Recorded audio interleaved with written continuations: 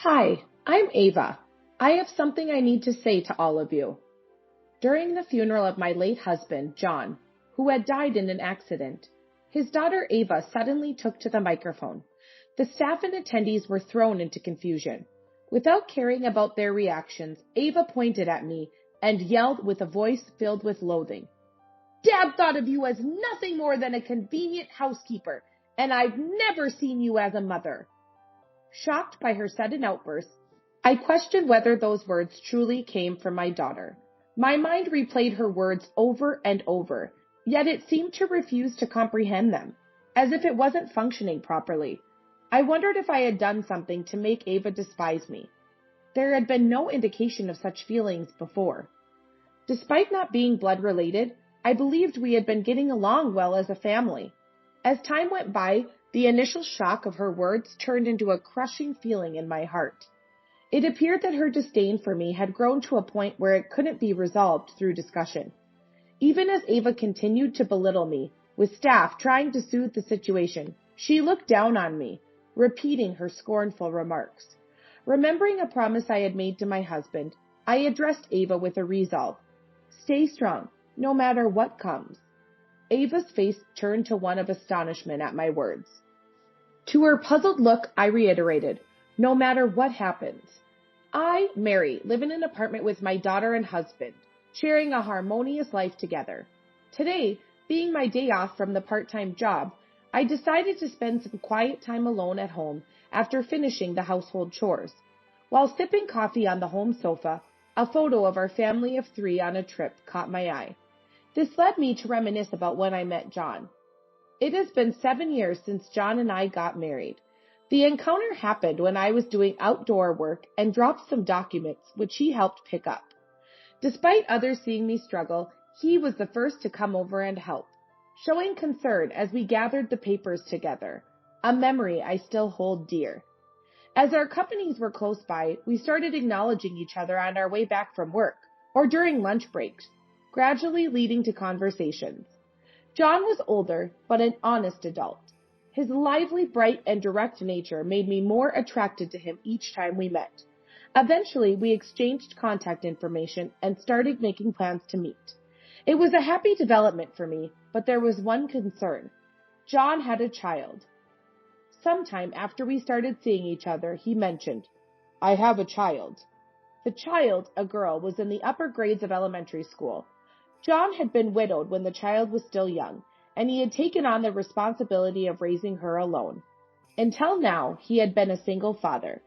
John expressed his desire to remarry and wanted me to meet his child. Being an only child, I don't have any nieces or nephews, nor do I have young relatives. Thus, I'm pretty clueless about how to interact with children. But unwilling to give up on the idea of having a family with John, I decided to meet his daughter, Ava. Before our meeting, John shared with me what Ava is like and showed me pictures from a trip they took, featuring Ava with a cute ribbon smiling alongside John. She looks adorable and very happy, I remarked. She is, but I've been spoiling her a bit too much lately, John confessed. John, feeling sorry for Ava not having a mother, had been indulging her every wish, even if it meant going out of his way to fulfill them. Ava, spoiled by her father, has developed a bit of a willful temperament, sometimes leading to conflicts with friends. While I found their relationship endearing, it did make me wonder if I could really step into the role of a parent, given my lack of experience with children. However, I believed that with John by my side, we could overcome any challenge. Seeing John smile with a slightly troubled look helped dispel my lingering doubts. Then, a week later, the day came for me to meet Ava for the first time. The meeting place was the zoo, chosen because it's one of Ava's favorite places. We agreed to meet just before noon, and I arrived 5 minutes early, waiting for them at the entrance. About 15 minutes past our scheduled time, I heard a child's cry. From a distance, I saw John running towards me, carrying a girl in his arms. Sorry, we're late. It's been quite hot, hasn't it? Are you okay? John apologized, his forehead glistening with sweat. The girl, still crying and wriggling in his arms, was Ava. I wanted to greet her, but her crying was so intense that we decided to calm her down first. Ava, your hat is right here, isn't it? Let's just make do with this one today. No, I wanted the panda hat. Ava protested. Listening to their conversation, it became clear that Ava's preferred hat was unavailable due to laundry issues. John had prepared a different hat, but it seems Ava wasn't satisfied because it wasn't a panda hat. Because of this, they had argued from the morning, which led to their late arrival at the meeting spot. Ava, if you want a hat, I'll buy you one from the zoo shop. Let's go inside, I suggested, taking Ava's hand. Though still teary, she stopped crying loudly as I led her by the hand. John looked relieved, and together we entered the zoo. Honestly, Ava did seem quite willful throughout the day. She would throw tantrums when things didn't go her way, and sit down, refusing to move until John caved and bought her what she wanted. She cried from the heat and screamed in anger when the animals she wanted to see weren't available.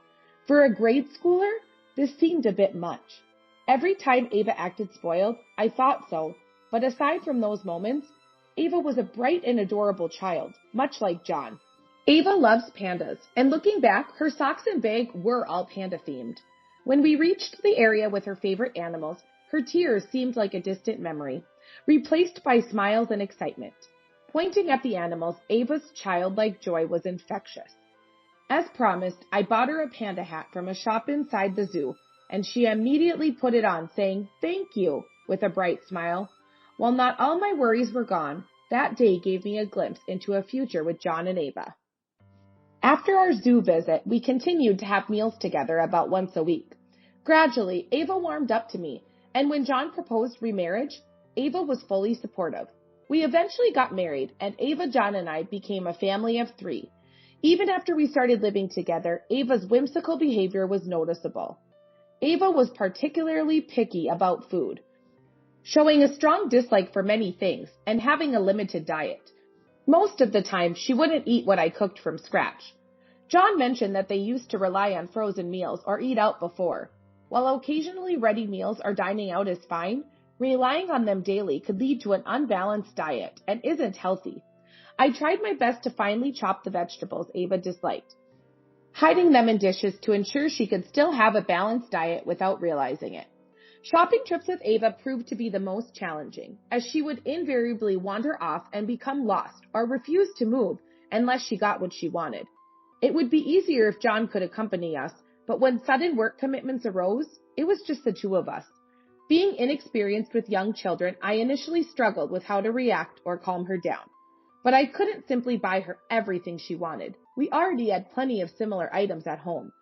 There were times I felt like crying myself when Ava would lie on the floor of the supermarket, crying and screaming because she couldn't get what she wanted.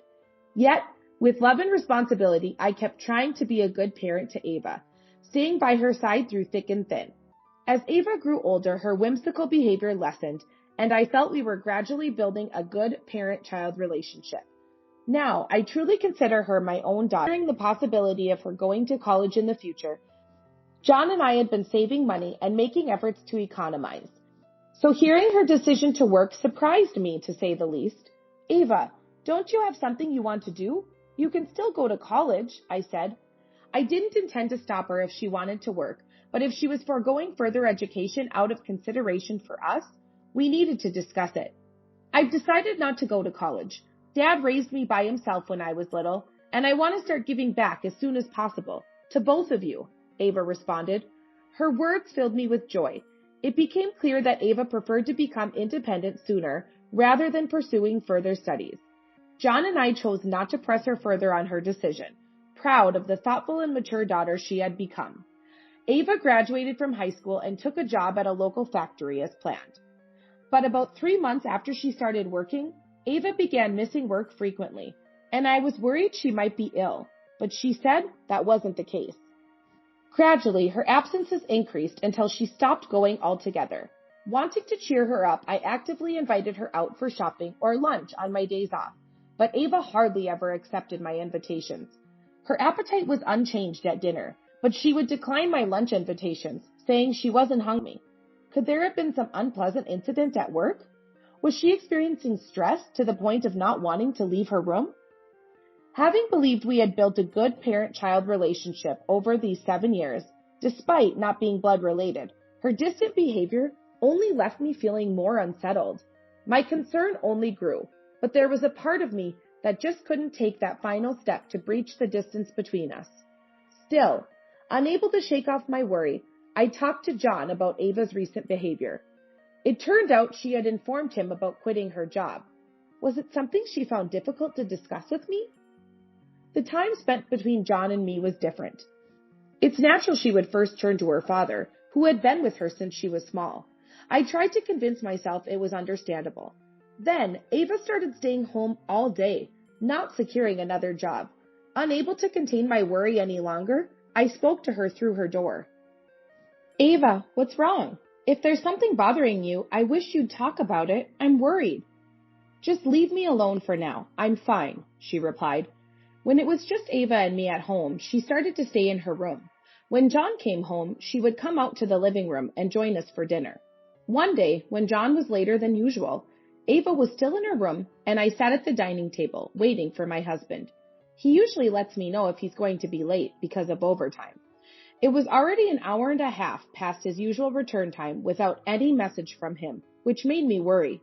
Just as I was about to call him, thinking he might still be at work, my phone rang.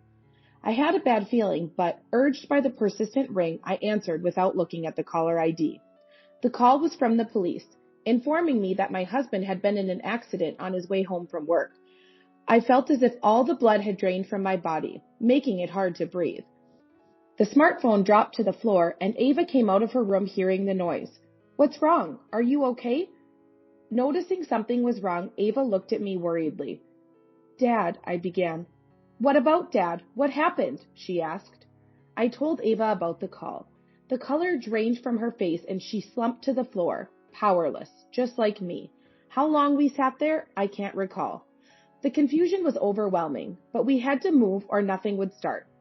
Gently helping the stunned Ava to her feet, we headed to the hospital. There, we were faced with the reality of my transformed husband. He had been instantly killed by a truck that ran a red light, according to the doctors. As I listened to the doctor, I nodded as if it were happening to someone else, unable to accept it as a reality. My desire not to believe it might have been stronger. Ava was more devastated than I, unable to think or speak a word on our way back. It was understandable. Ava had always been with her father John since she was little. He was everything to her. I can't comprehend the pain of losing a parent, as mine are still alive, but as someone who has lost a beloved husband, I strongly felt the need to be there for Ava, not wanting her to feel alone. Shouldn't this be the time for us to come together as a family and move forward? Surely, that's what my husband would have wanted, but the home without him felt unbearably empty and hollow. Somehow gathering the strength, I contacted relatives with the news and arranged for the funeral. Until the funeral began, Ava hardly spoke to me, only communicating when absolutely necessary. She couldn't even manage to eat properly and stayed in her room right up until we had to leave for the funeral home. Somehow, I managed to get the lifeless Ava to the funeral and seated her among our relatives. I had to attend to the guests and speak with the staff at the funeral home, so I couldn't stay by Ava's side the entire time. Fortunately, John's relatives were considerate and engaged Ava in conversation, so I left her in their care. Then, the funeral service for John started. I sat next to Ava and asked if she was okay, but she didn't respond. Worried, I kept glancing at her, but she wouldn't meet my eyes. As the ceremony proceeded and the staff member was about to give an introduction, I started to stand up. Suddenly, Ava, who had been motionless, stood up swiftly and approached the microphone. The staff, surprised by the unplanned speech, tried to intervene, but Ava ignored them and took the microphone. I'm Ava, his daughter. There's something I need to say here, she began. The hall buzzed with murmurs at her unexpected declaration. Ava, who had avoided eye contact with me until then, now glared directly at me, pointing her finger. My dad only ever thought of this woman as a housekeeper, and I never once thought of her as my mom, Ava announced. The staff hurried to take the microphone from Ava, trying to calm her down. I was in disbelief over her words, repeating them over in my head. Never thought of you as mom. I couldn't forget those words. Ava looked at me with a mocking smile. All this time, I was just pretending to get along with you for Dad's sake. I only needed my dad. I never needed you, she said. My vision blurred. The tone of Ava, whom I had always thought of as sweet, suddenly became unbearably unpleasant, causing me to cover my ears with both hands. I couldn't accept the reality and closed my eyes. The only thing that came to mind was John's gentle smile and the image of a young Ava calling me Mom for the first time. The first time she called me Mom was on the day John and I got married. When we returned home, Ava had been waiting and shyly greeted me with, "Mom, welcome home." Did Ava always despise me? Will she never call me Mom again? While I was lost in thought, Ava snatched the microphone back. "I'll inherit everything from Dad, and you, a stranger, won't get anything. And don't you dare show your face in front of me again," she declared. The attendees were either sympathetic towards Ava, thinking she had gone mad from grief, or outraged by the disrespect shown at such an event. Ava was restrained by some attendees and taken to the back of the hall. I had just lost my husband John, and now it seemed I was losing the daughter I had cherished. Memories of the time spent with John and Ava flooded my mind. The 7 years we had together seemed both long and short now. I had always tried to engage sincerely with Ava, despite not being related by blood, believing we had a bond of affection. Sadly, Ava's heart was no longer with me. Then, remembering something John had told me, I made a decision and stood up to address the microphone.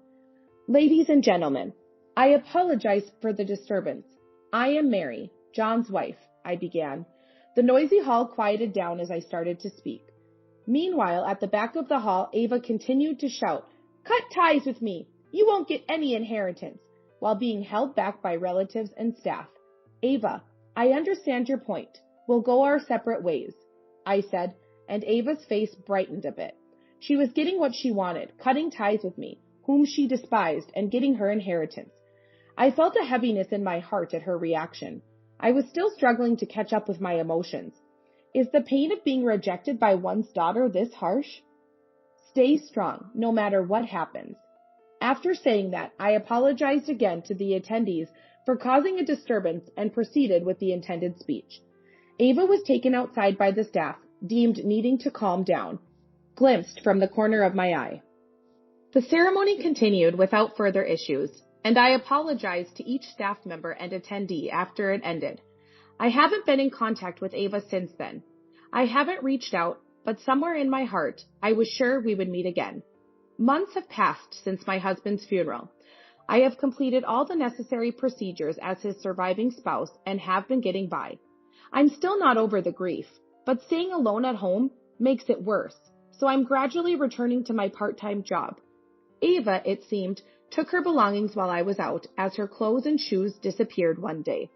I haven't been able to bring myself to clear away my husband's chopsticks and plates. I spend my days in a room filled with his remnants. Today, after finishing my 4-hour part-time job, I returned to my apartment. To my surprise, there was Ava, whom I hadn't seen in a while, standing at the entrance. Noticing me, Ava approached quickly and started to confront me with, "This isn't what we agreed on." She seemed frantic.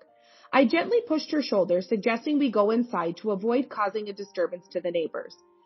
Ava entered the house, complaining, and once the door was closed, she approached me again. "The inheritance from Dad hasn't come through. What's going on?" It appeared she was panicked, because the inheritance hadn't reached her yet.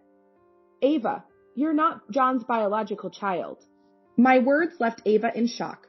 In fact, Ava was the child of John's previous wife, not related by blood. When John introduced his child to me, I was informed of this fact. But respecting John's wishes not to hurt Ava, and considering her his precious daughter regardless of blood, I had kept silent about this. "So, I have a real dad somewhere else?" "No, your mom was unmarried when she had you and married John shortly after, so legally, you have no father listed." John did not legally adopt Ava even after taking her in by himself. He thought it would be unfair to burden Ava with potential caregiving responsibilities if he became ill, as they would be legally recognized as parent and child. Shocked by this sudden revelation, Ava was very disturbed. "So who can inherit then?" Ava looked at me incredulously, and the moment she realized I would inherit, she quickly changed her attitude towards me. "Come to think of it, Mom, it must be hard on your own, right? I can come back and help take care of you." I stepped back from Ava, who was trying to cozy up to me.